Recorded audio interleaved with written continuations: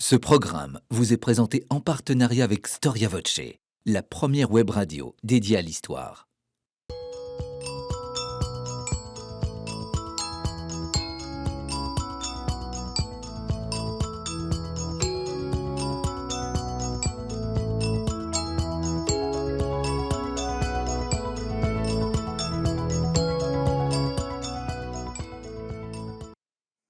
Chers téléspectateurs, bonjour à toutes et à tous. Je vous souhaite la bienvenue sur le plateau de votre émission Au risque de l'histoire. Un grand merci pour votre fidélité.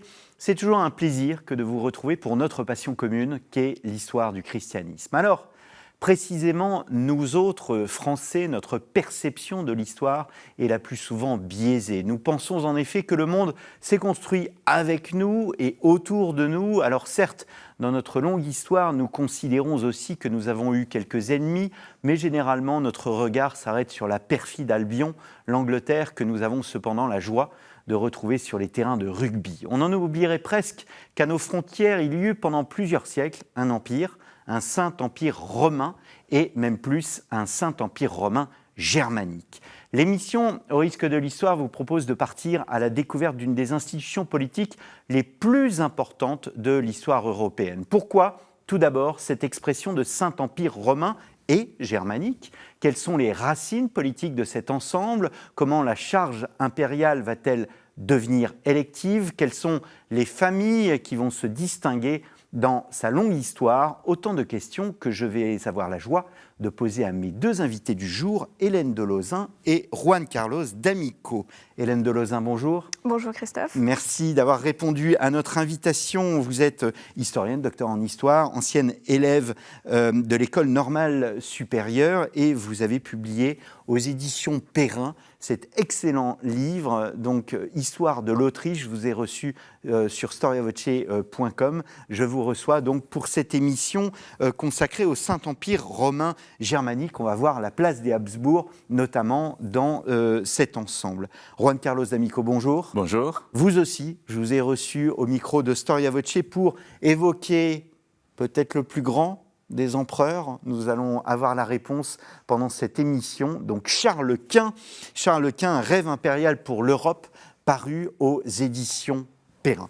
Alors je me tourne vers vous, Hélène Delozin, et on va commencer en quelque sorte par les origines. Quand est-ce qu'apparaît cette expression de Saint-Empire romain germanique ? Alors, c'est vrai que c'est inattendu de faire cohabiter tous ces termes dans une seule et même expression. Là-dedans, eh bien, il y a trois, évidemment, dimensions. Il y a saint, il y a romain et il y a germanique. Donc, l'Empire romain, c'est peut-être le plus évident, évidemment. Depuis que l'Empire romain d'Occident s'est effondré, eh bien, il y a toujours le rêve en Europe d'arriver à le reconstituer. D'autant plus que, côté oriental, évidemment, il se maintient jusqu'à très tard, jusqu'au XVe siècle. Le Charlemagne, évidemment, une figure que se disputent aussi bien les Français que les Allemands, est en quelque sorte une des figures de cette continuation de l'Empire romain. Néanmoins, l'Empire romain, le Saint-Empire romain germanique arrive un petit peu après, en la personne d'Othon, donc à la fin du Xe siècle. Othon, qui prend le titre d'empereur du Saint-Empire romain germanique en 962. Pourquoi germanique ? Parce que, eh bien, il se constitue, il grandit et il acquiert son pouvoir, sa force d'influence sur les terres de Germanie comme roi de Germanie, et c'est ça qui constitue en quelque sorte son marchepied vers la dignité impériale qu'il restaure. Othon est à l'Empire romain germanique ce que Clovis serait au royaume de France ? D'une certaine manière, on peut le dire, c'est que évidemment, l'ensemble germanique est d'une complexité extraordinaire et il parvient à s'imposer au-dessus de la mêlée, ce qui est effectivement la caractéristique de Clovis. Mais pour s'imposer au-dessus de la mêlée, il faut une onction extérieure, et cette onction extérieure, eh bien, elle vient de la romanité. Et d'ailleurs, Clovis lui-même, c'est quelque chose qui est peu connu, mais avait tenu à se faire dans un premier temps considéré comme consul romain. Eh bien, pour Othon, on a en quelque sorte la reproduction d'un mécanisme proche. Il a besoin, pour s'imposer comme primus inter pares, en quelque sorte, au milieu de toutes ces peuplades, de toutes ces tribus, de toutes ces principautés germaniques, il a besoin de l'onction de la romanité, et donc c'est pour cela qu'il va se faire couronner empereur. primus inter pares pour nos non-latinistes, c'est le premier parmi d'autres. Je me tourne vers vous, Juan Carlos D'Amico. Quand Charles Quint arrive au pouvoir, dans sa perception du pouvoir, il voit les origines romaines, c'est absolument capital dans sa vision, c'est-à-dire qu'au fond, il se sent une sorte d'héritier de Constantin et de l'ensemble des empereurs romains. Tout à fait, tout à fait. Ça commence en fait par Charlemagne, qui est considéré en quelque sorte le premier qui est à l'origine de ce translatio imperi, comme on l'appelait autrefois, c'est-à-dire le fait qu'il y a une conséquence logique entre l'Empire romain et le Saint-Empire romain germanique, qui était apparu d'ailleurs au XIIIe siècle comme une sorte de interprétation du songe de Daniel, dont on voyait ces 4 empires qui devaient se poursuivre dans l'histoire du monde jusqu'à la fin des temps. Et cet empire romain, en fait, s'était transféré d'abord avec Charlemagne, et puis après auprès des Saxons, et puis après auprès des Hohenstaufen. Et cette logique était une logique qui était en quelque sorte aussi imposée par l'Église. Parce que, par exemple, pour revenir à l'époque de Othon, une légende qui est apparue en Italie au XIIIe siècle, à la moitié du XIIIe siècle, disait qu'il y avait une constitution qui avait été créée par Grégoire V, qui avait été nommé pape par Othon, et que cette constitution donnait au pape la possibilité de élire et de confirmer l'empereur une fois que l'élection avait eu lieu. Donc, en quelque sorte, c'était une manière de montrer comment le pape pouvait influencer sur la politique du Saint-Romain Empire germanique. C'est pour ça aussi qu'il y avait le mot saint.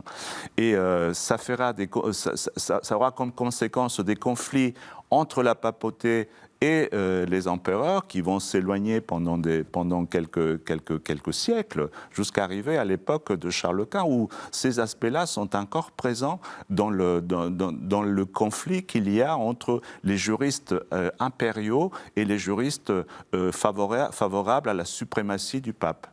Alors nous allons revenir sur cette question qui est absolument essentielle. Hélène de Lauzun ? Oui, sur cette idée de romanité, il faut se rappeler que jusqu'à l'époque moderne, avant d'avoir le titre d'empereur, on parle de roi des Romains. Donc une des premières étapes, il y en a plusieurs en fait, parce que l'empereur est déjà élu roi de Germanie, mais il est aussi, avant même d'être empereur, considéré comme roi des Romains. Et il porte le titre de roi des Romains, et il doit se faire ensuite confirmer comme empereur. Et donc, on voit que dans le processus qui met du temps et qui va connaître un certain nombre de variations, dans le processus électif de la monarchie qu'est le Saint-Empire romain germanique, on retrouve à la fois cette dimension roi de Germanie et roi des Romains dans le titre qu'ils portent et dans leur processus d'accession au pouvoir.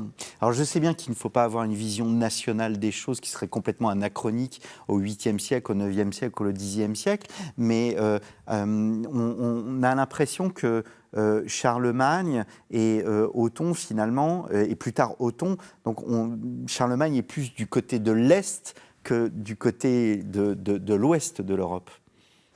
Alors, ça dépend ce qu'on appelle l'Est et l'Ouest. Si on reparle d'Othon, par exemple, il acquiert sa légitimité par la bataille de Lechfeld, qui est justement avant son élection comme Saint-Empereur du Saint-Empire romain germanique, en se battant contre les Hongrois. Et justement, c'est cette capacité à mettre un frein à la dernière vague des invasions sur le flanc oriental de l'Europe qui lui donne cette stature, qui lui permet de revendiquer ce titre. Donc, en faire un souverain oriental, ou du moins plus tourné vers l'Est, c'est à tempérer, je veux dire. L'expression de Saint-Empire romain germanique, le mot germanique est beaucoup plus tardif. Dans les textes, on parle plus de Saint-Empire romain, d'ailleurs, que de Saint-Empire romain germanique.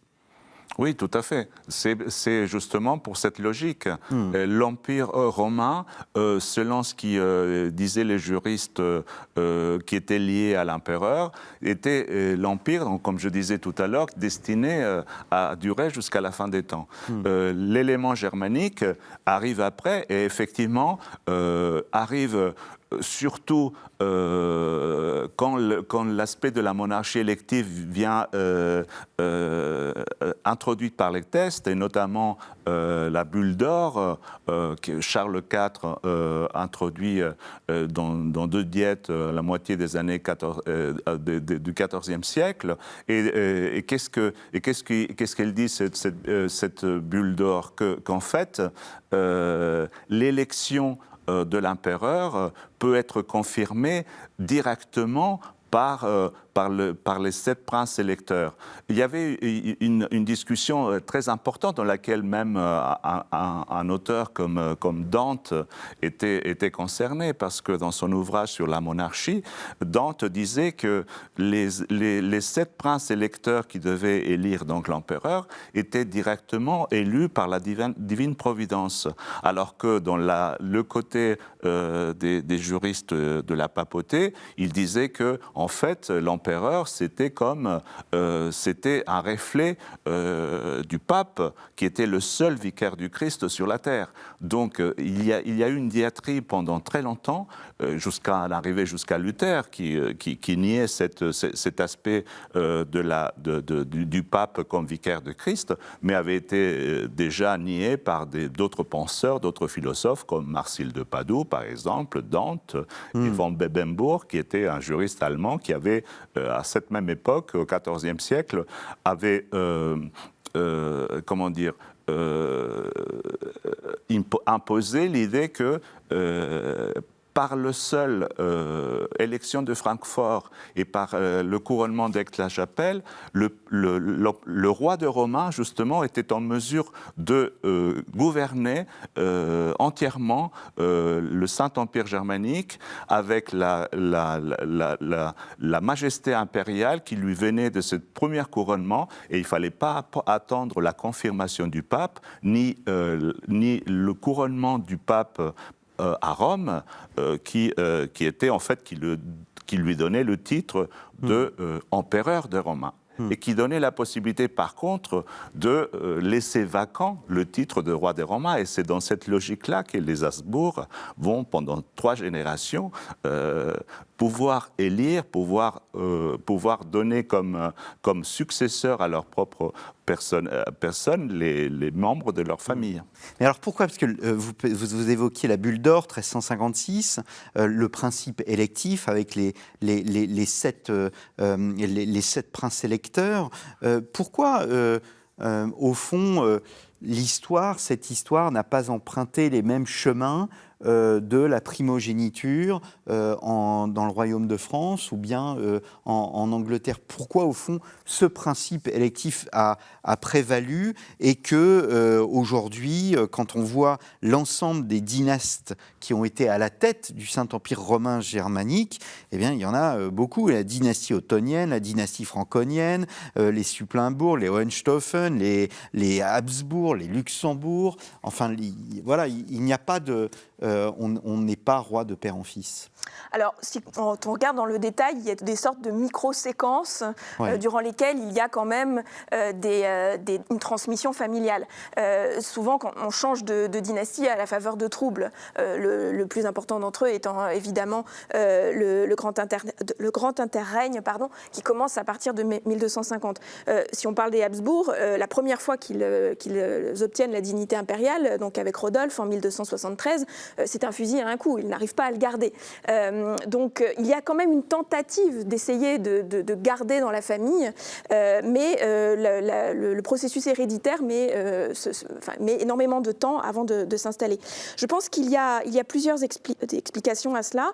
Il y a effectivement le fait que l'extrême hétérogénéité de cet ensemble germanique, et le fait par exemple que les princes électeurs ne sont pas tous sur le même plan. Il y a des princes électeurs qui sont des princes ecclésiastiques, des princes territoriaux.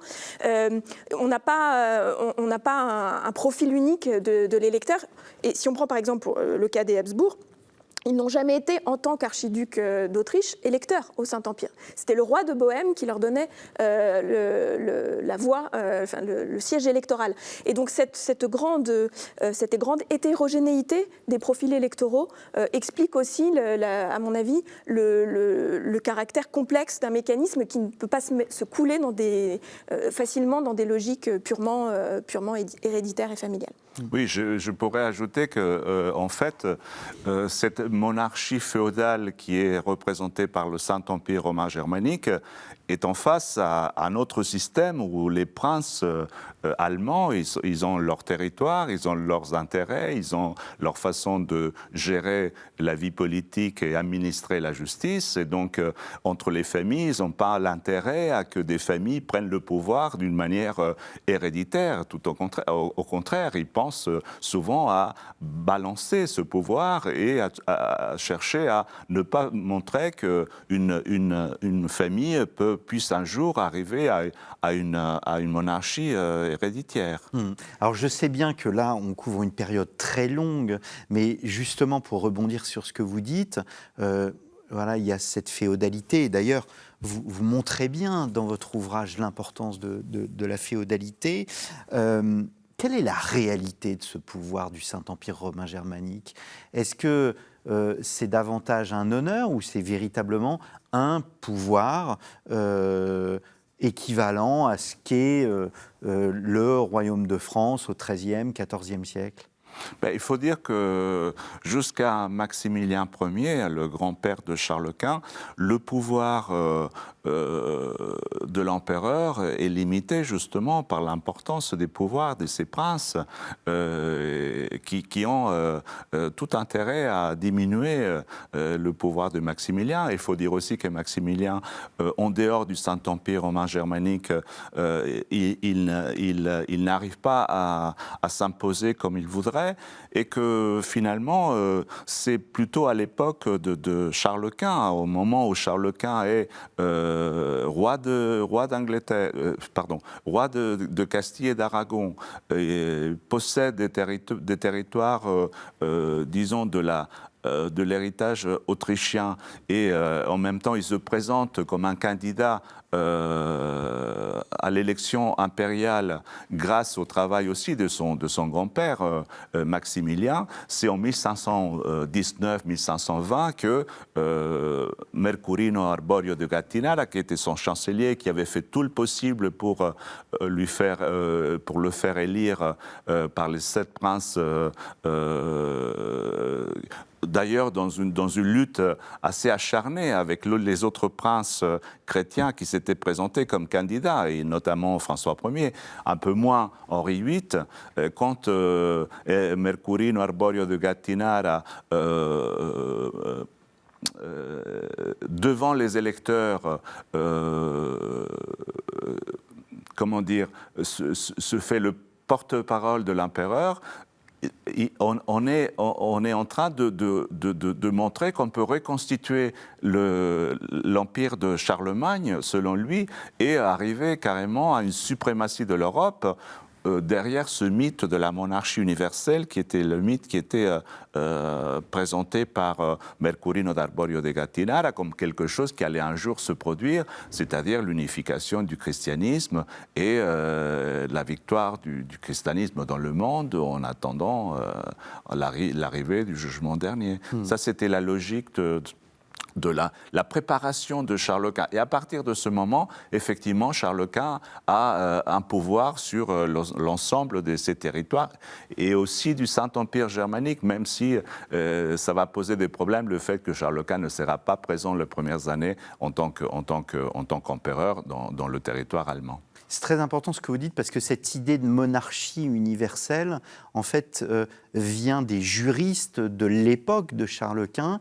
Et donc, l'idée de Saint-Empire romain germanique, certes, elle trouve ses racines chez Othon Ier, vous le disiez tout à l'heure, mais le droit évolue et les conceptions juridiques évoluent. On voulait rétablir une unité romaine, même contre la France, finalement. Tout à fait. Mercurino Arborio de Gattinara, justement, son son projet politique ne prend pas en compte la monarchie française, même à la limite il faut la détruire parce qu'il y a la même logique politique qui est derrière, c'est-à-dire la suprématie sur l'Europe et l'empereur de Sainte-Romain germanique revendiquait des territoires dans le nord de l'Italie par exemple, y compris dans le duché de Milan qui était le duché dont François Ier rêvait de pouvoir gouverner parce que c'était la bataille de Marignan, ça vient de cette logique. Et même le royaume de Naples, en revendiquant en quelque sorte l'héritage des Angevins, c'est une logique de suprématie dans l'Europe qui appartient à ces deux monarchies. Et donc il ne peut pas y avoir deux victorieux. Donc il faut absolument que l'un puisse la porter sur l'autre et à travers, dans la logique de ce grand chancelier impérial, c'était avec la destruction de la monarchie française. Hélène de Lauzun, je reviens un peu en arrière, avant Charles Quint, parce qu'il y a une famille qu'on n'a pas évoquée, on l'a simplement citée, ce sont les Hohenstaufen. Les Hohenstaufen, c'est la famille qui vraiment s'oppose à la papauté. Il y a un conflit, ce qu'on appelle la querelle des investitures, entre la papauté d'une part et donc le Saint-Empire romain germanique. Que dire, que nous dit ce conflit sur le pouvoir du Saint-Empire ? Effectivement, c'est un paradoxe, c'est-à-dire que c'est un pouvoir qui a besoin d'une onction sainte parce qu'il se veut pontifical, effectivement, mais qui est véritablement le chef ? Est-ce que c'est le chef du pouvoir temporel, le pape, ou est-ce que c'est le chef du pouvoir spirituel, le chef du pouvoir temporel, l'empereur, ou bien alors le chef du pouvoir spirituel, le pape ? Et il y a dans une sorte de conception mythique, il devrait travailler la main dans la main, mais il y a évidemment une concurrence qui éclate au moment de la querelle des investitures. Et la figure des Hohenstaufen, c'est intéressant parce que, bon, évidemment, parmi les empereurs les plus célèbres, on a Frédéric II, et c'est intéressant de voir comment, précisément, les Habsbourg vont grandir dans l'ombre des Hohenstaufen pour obtenir une place, en quelque sorte, dans l'Empire. Et c'est assez amusant parce que, par la suite, on va faire des Habsbourg, en quelque sorte, les modèles de la fidélité au pape, et en disant que c'est de la monarchie catholique par excellence, et en particulier à la période moderne, mais encore plus à la période contemporaine, alors que précisément ils ont dû leur accroissement de puissance au fait de servir les Hohenstaufen contre le pape. Que dire des Hohenstaufen, Juan Carlos D'Amico ? Eh bien en Italie, effectivement, Frédéric Ier et Frédéric II, ils ont une très grande importance historique. Frédéric II, c'est le premier empereur qui a le Saint-Empire romain germanique et aussi le royaume de Naples, chose qui pose énormément de problèmes à la papauté, parce que il est entouré en quelque sorte. Voilà, ils se sont entourés sur le sud et sur le nord nord. et sur le sud. Et c'est à partir de ce moment-là que il va y avoir une bulle qui vient de l'État pontifice qui empêche à l'empereur d'être en même temps empereur du Saint-Empire romain germanique et en même temps roi du royaume de Naples. Et c'est quelque chose qu'on va voir se traîner aussi à l'époque de Charles Quint, parce que quand en 1530, Charles Quint finalement, parce que il y a eu quand même une guerre entre Charles Quint et le pape après la Ligue de Cognac, disons, après le sac de Rome, 1527, c'est contre l'Église, parce que effectivement, le pape a fait une alliance avec François Ier et dans Charles Quint, qui au départ n'était pas trop content de faire une guerre au pape, finalement se décide à faire cette guerre qui amène au sac de Rome et qui amène aussi en 1529 à ce traité d'abord de Barcelone et puis après de Bologne, dans lequel finalement ils font une alliance entre le pape et Charles Quint. Et Charles Quint vient couronner à Bologne, donc, comme empereur de Romains. Mais justement, à Bologne, il y a une bulle de Clément VII qui, en quelque sorte, donne une espèce de moratoire par rapport au fait que l'empereur puisse en quelque sorte être aussi roi du royaume de Naples, chose qui était Charles Quint. Charles Quint était roi du royaume de Naples et aussi du royaume de Sicile. Donc en quelque sorte, on se venait à retrouver dans la même situation de l'époque de Frédéric II, et cette fois avec l'accord du pape, parce que eh bien, la guerre avait été perdue. Mais le conflit entre Charles Quint et le pape va continuer, parce que pendant des années, il va demander à la convocation d'un concile, et ni Clément VII ni Paul III vont donner une réponse positive. Il faudra attendre 1545 pour l'ouverture de ce concile, mais quand les choses déjà sont un peu perdues pour Charles Quint, dont son objectif c'était de garder l'unité du Saint-Empire romain germanique à travers l'unité de la religion. Et là, c'est perdu, parce que Luther une bonne partie des princes allemands ont pris le parti de Luther. Le parti de Luther. On va y revenir, on anticipe un peu. On va avoir le temps de revenir sur cette question. Peut-être, je suis vraiment désolé, je reviens encore un peu en arrière sur les Habsbourg, parce qu'on n'a pas parlé du premier grand Habsbourg, Rodolphe IV, qui est appelé aussi Rodolphe Ier, donc on a du mal à...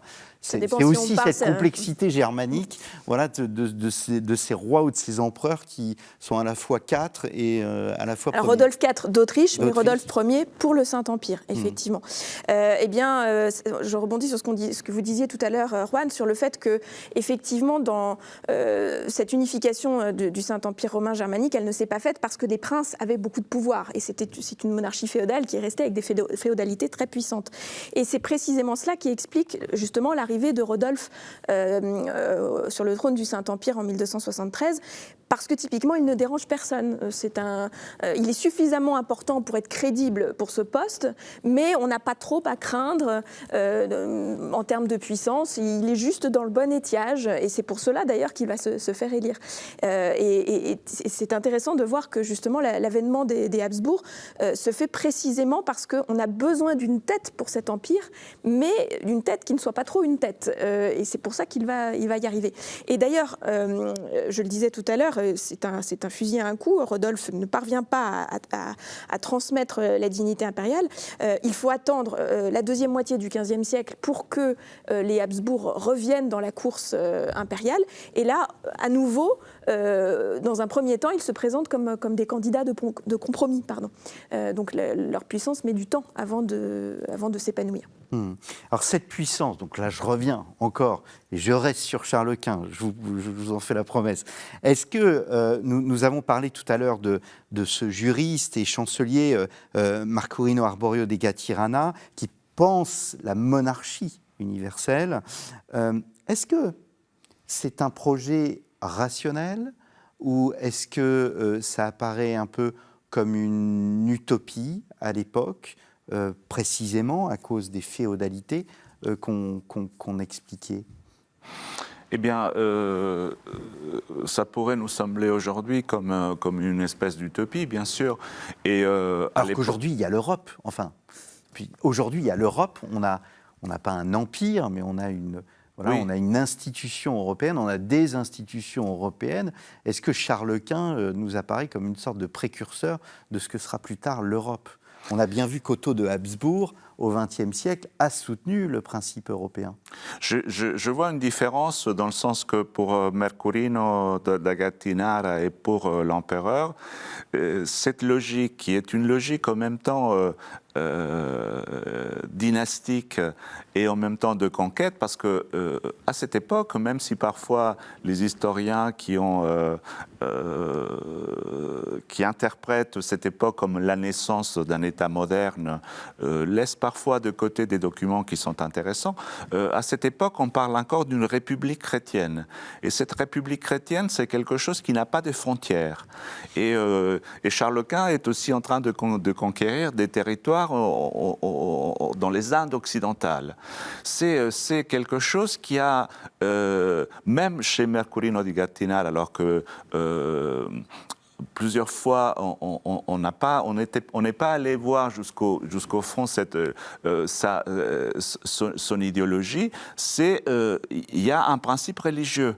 C'est une église avec un seul pasteur qui a comme idée finale Mercurino Gattinara. Mais ça ne veut pas dire pour autant qu'il va vivre avec cette idée-là. Au contraire, ce chancelier doit s'occuper de rationaliser un ensemble de territoires, un conglomérat d'États qui vont d'un côté de l'autre de l'Europe, et que c'est très compliqué à pouvoir rationaliser parce qu'il y a des langues différentes, il y a des lois différentes, parce qu'il y a des histoires différentes. Et c'est le travail que quotidiennement fera ce grand chancelier dans les années 20 du XVIe siècle pour essayer de rationaliser et de administrer au quotidien un problème qui est un problème énorme. Comment pouvoir gérer et administrer un ensemble du territoire qui se trouve de l'Est de l'Europe jusqu'aux Indes occidentales.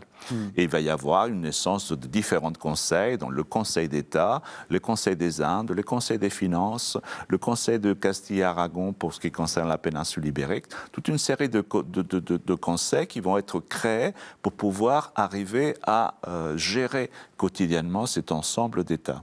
Le soleil ne se couche pas sur l'Empire ? Alors oui, évidemment, surtout effectivement avec la conquête du Nouveau Monde, il n'y a plus de limite. Cela dit, Charles XV se rend compte quand même aussi du caractère extrêmement complexe qu'il y a à administrer une diversité pareille, puisqu'il se déleste, entre guillemets, de la partie orientale entre les mains de son cher petit frère Ferdinand, qui est véritablement le père de la monarchie danubienne. Donc il arrive un moment où l'universalisme atteint les limites humaines, surtout à partir du moment où, suite à la bataille de Mohács en 1526, les Habsbourg, en tant que famille, se retrouvent à devoir administrer également le legs bohème et le legs hongrois. Donc là, à partir de là, et ce qui sont des territoires d'ailleurs, en ce qui concerne la Hongrie notamment, qui ne sont pas dans le Saint-Empire romain germanique. Et donc à partir de là, effectivement, Charles Quint est obligé de considérer qu'il a besoin d'une assistance et qu'une partie des territoires va revenir plus spécifiquement à son frère Ferdinand.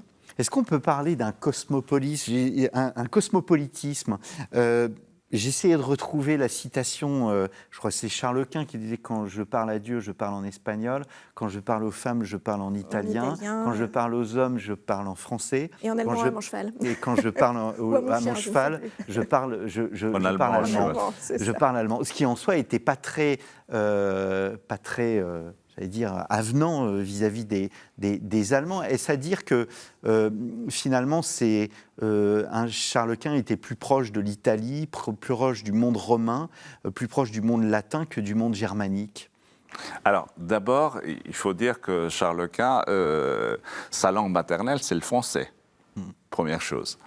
Et c'est un peu étonnant de voir qu'en 1517, quand il arrive en Espagne, il ne connaît pas l'espagnol, il ne connaît pas le castillan, il ne connaît pas l'aragonais, il ne connaît pas les langues qu'on parle dans la péninsule où il est censé être le roi.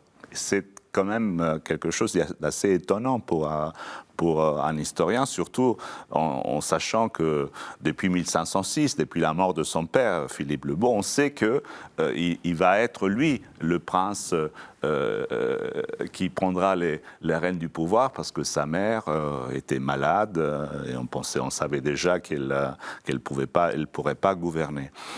Moi, je trouve que cet aspect-là, c'est bien... comment dire, c'est un peu folklorique, c'est un peu légendaire, cette histoire de toutes les langues parlées par Charles Quint. Il savait sûrement, par l'expérience, par le fait qu'il avait passé à cheval pendant longtemps de sa vie tous les territoires européens, sûrement il avait l'expérience de la pratique de la langue.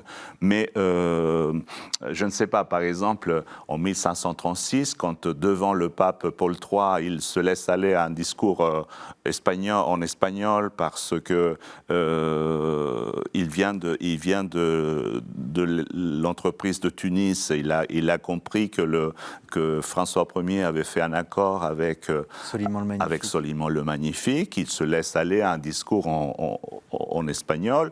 dont certains historiens espagnols ont dit que voilà, c'était le choix de Charles Quint de parler, à partir de ce moment-là, le français serait la langue de la diplomatie européenne, l'espagnol serait la langue de la diplomatie européenne.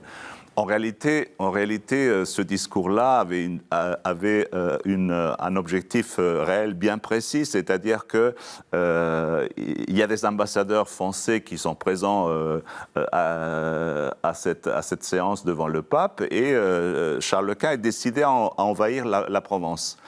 Et il donne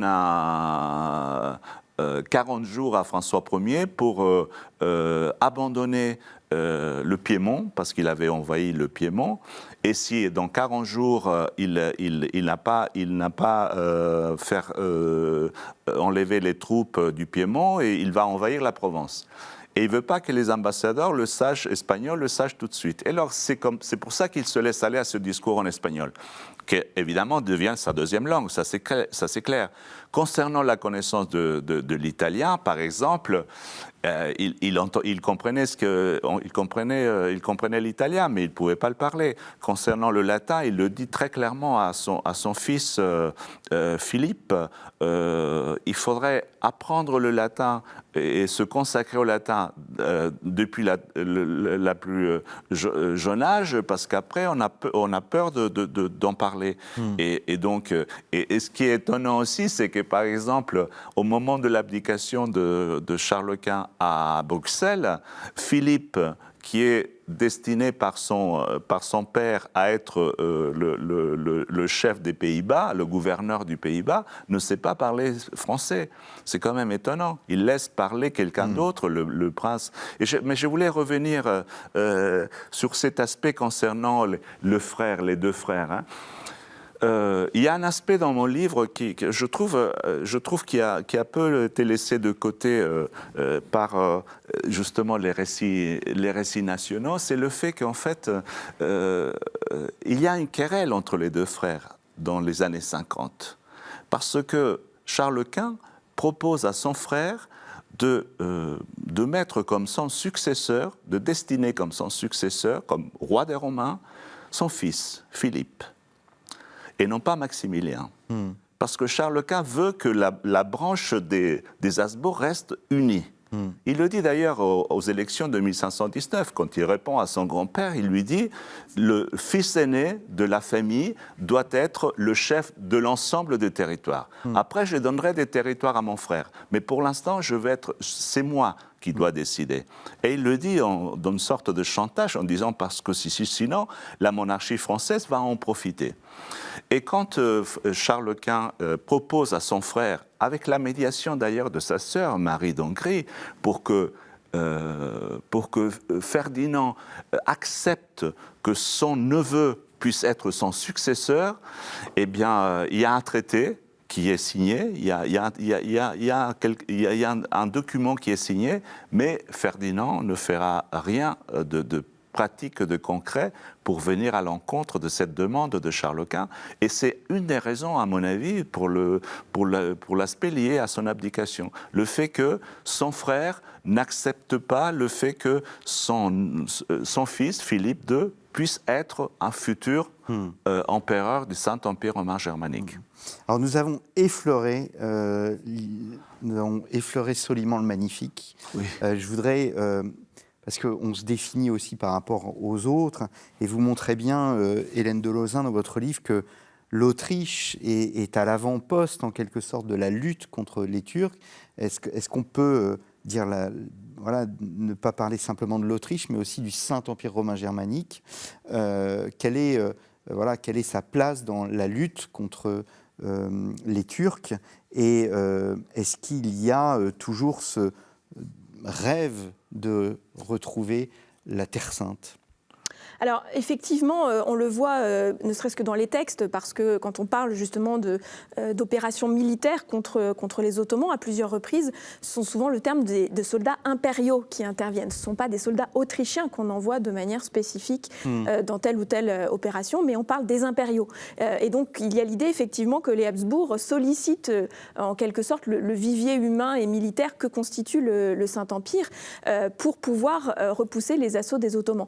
Maintenant, temps, il est vrai que cette confrontation avec l'Empire ottoman, c'est une affaire qui dépasse le Saint-Empire. Je parlais notamment de l'exemple hongrois. La Hongrie est le terrain numéro 1 d'affrontement avec les Ottomans, et l'histoire de la Hongrie, la longue histoire d'une libération de la tutelle ottomane, qui est un processus long qui ne s'achève qu'à la fin du XVIIIe siècle. Mais cela, c'est bien une affaire des Habsbourg, et le Saint-Empire n'est pas directement impliqué, tout simplement parce que la Hongrie n'en fait pas partie. Juan Carlos D'Amico, vous montrez bien dans votre livre qu'il y a dans le but ultime du projet de la monarchie universelle qui est théorisé à cette époque, il y a cette idée de reconquête de Constantinople. Tout à fait. Non seulement de Constantinople, mais aussi de Jérusalem. Dans la propagande impériale, parce que il faut distinguer entre des projets politiques et des manifestes qui sont tout à fait de la propagande impériale. Par exemple, pour faire un exemple, en 1525, après la bataille de Pavie, eh bien, Alfonso de Valdés, qui est pourtant un érasmien, mais qui est bien évidemment le secrétaire de Gattinara, publie un discours dans lequel on dit très clairement qu'une fois que, avec la bataille de Pavie, donc avec le fait que François Ier est désormais prisonnier de Charles à Madrid, maintenant les guerres civiles entre les chrétiens peuvent se terminer et se consacrer uniquement à la conquête de Constantinople et à la conquête du Saint-Sépulcre à Jérusalem. C'est bien évidemment quelque chose qui est de la propagande, mais il faut dire aussi qu'à un certain moment, quand il est en train de préparer l'entreprise de Tunis, Paul III lui propose d'arriver jusqu'à Constantinople. Le pape Paul III. Le pape Paul III. Et Charles Quint prend au sérieux cette possibilité, mais seulement qu'il demande à Andrea Doria, qui est devenu son général depuis qu'il est passé du côté impérial, alors qu'avant il était du côté de François Ier, Andrea Doria lui dit que c'est pas possible parce que la saison est trop avancée, ça porterait des problèmes et qu'on n'a pas le temps de le préparer. Mais cette idée au moins d'arriver à Constantinople reste quelque chose encore faisable, à tel point qu'en Espagne, l'impératrice Isabelle, elle se fait la porte-parole d'une diffidence et dissidence à l'intérieur même de son Conseil d'État de la part des Espagnols qui ne veulent pas que Charles aille perdre des énergies ailleurs et plutôt de se consacrer aux pirates barbaresques qui faisaient des actions et des razzias dans les côtes du Levant espagnol.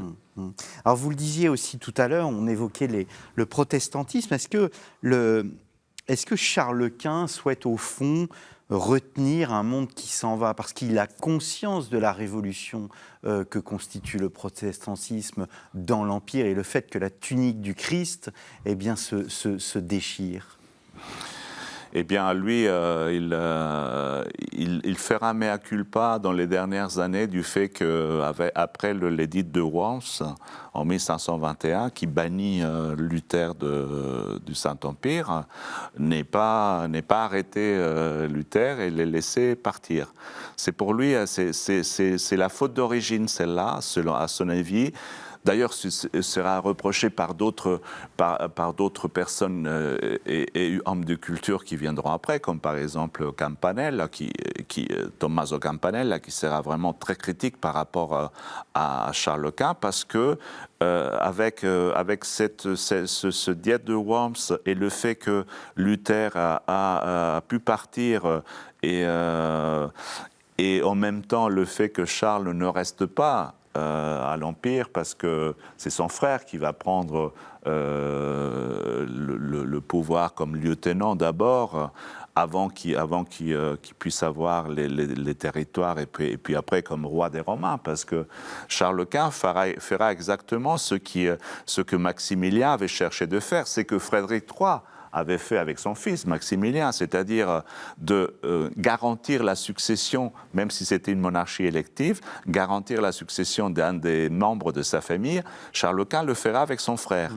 En 1531, donc après le couronnement de Bologne, qui donnait à Charles Quint le titre d'empereur de Romain, le titre de roi de Romain restait vacant.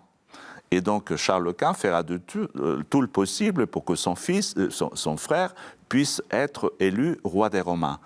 Et c'est très important parce que le roi des Romains, c'est celui qui gouverne le Saint-Empire romain germanique. Et donc lui donne le pouvoir qu'il faut. Et je ne sais plus pourquoi je disais ça. Je posais la question de savoir si Charles Quint souhaite au fond retenir un monde qui s'en va, divisé par le protestantisme. Est-ce qu'il est conscient de la révolution que constitue le protestantisme? Il est conscient, en même temps, il fera de tout pour s'opposer à ça.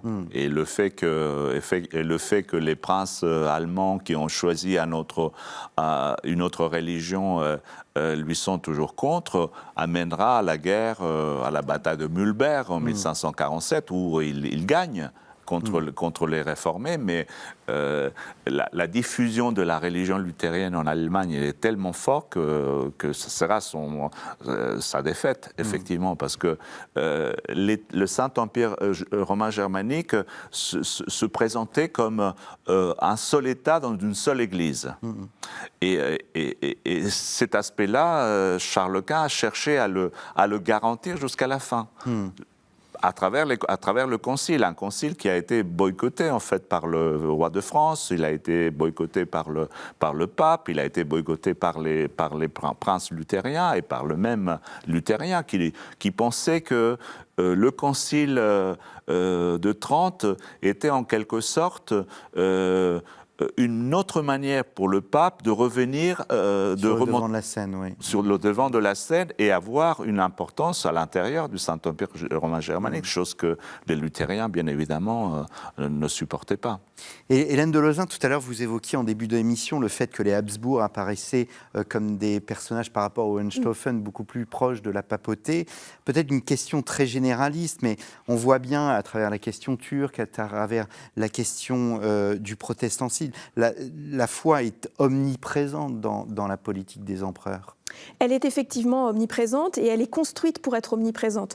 Le personnage de Rodolphe, donc le premier Habsbourg à avoir revêtu la dignité impériale, il y a toute une légende autour de ce personnage, avec une anecdote que vous connaissez peut-être, qui a été mise en vers notamment par Schiller dans Le Comte de Habsbourg.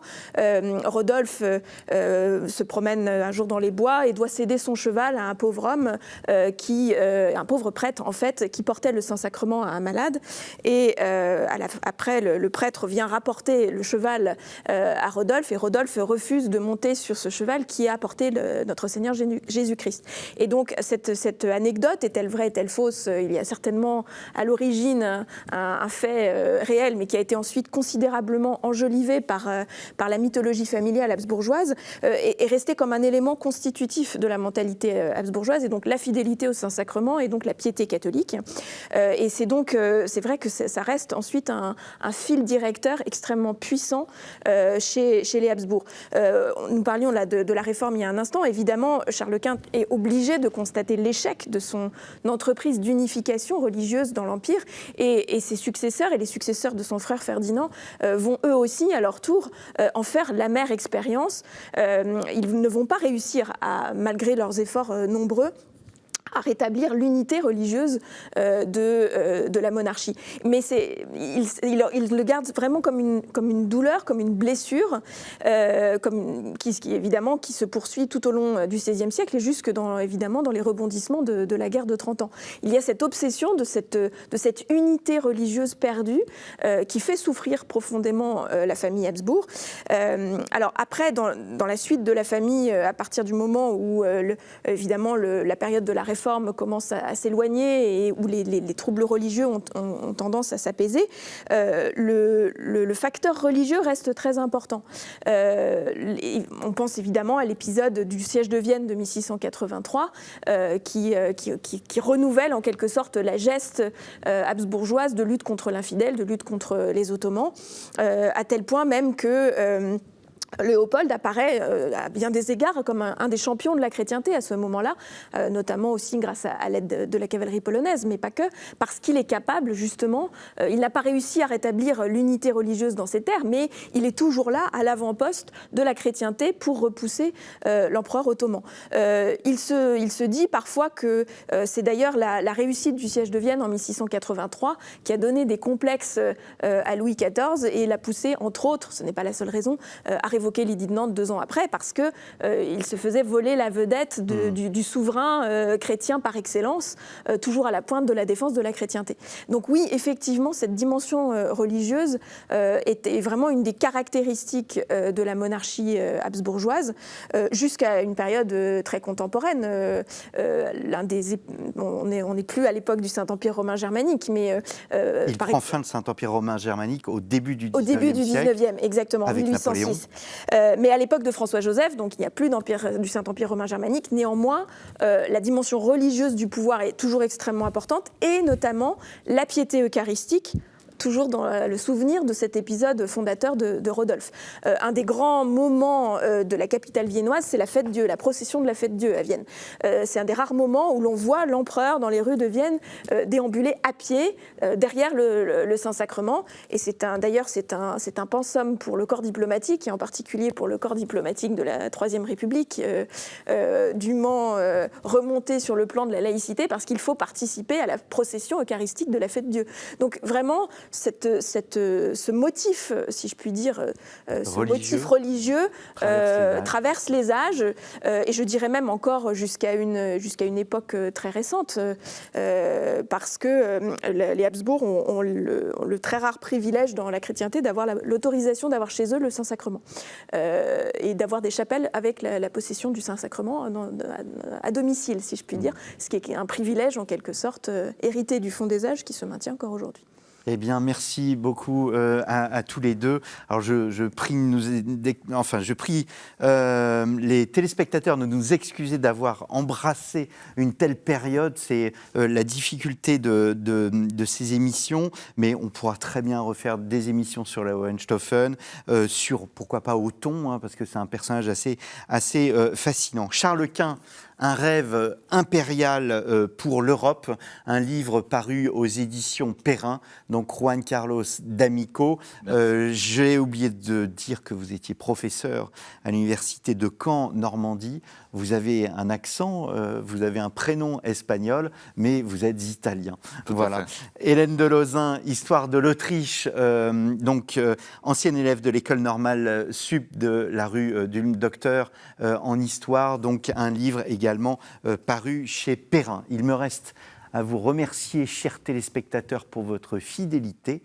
N'hésitez pas à vous rendre sur ktotv.com. Nous avons évoqué la querelle des investitures entre, d'une part, le pape et d'autre part, l'empereur. Nous avons fait une émission sur cette querelle des investitures et sur ce qu'on a appelé la réforme grégorienne sur ktotv.com et aussi chez notre partenaire storiavoce.com. Merci beaucoup et je vous donne rendez-vous dans 2 semaines.